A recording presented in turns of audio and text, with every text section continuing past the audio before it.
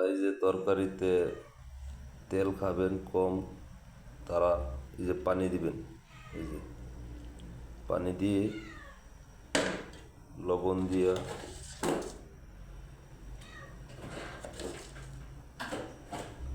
তরকারির পেঁয়াজ কাঁচামরিচটা সিদ্ধ করবেন। ঠিক আছে, সিদ্ধ করার পর এই যে পানি দিলাম, লবণ দিলাম, এখন তো গরম করবো, গরম করে তারপর কষানির পরে তেল দিমু, মরিচ দিমু, সব জাতের মশলা দিয়া এই যে পেঁয়াজ কষানিটা কেমন হলো, মশলা দেওয়ার পরে দেখেন তুমি কালার আসলো। পেঁয়াজ মশলা কষায় আলু দিলাম, এখন কবি দিতেছি, কবি দিয়ে কষানোর পরে জল দিমু, মাছ দিমু, কেটে দেব।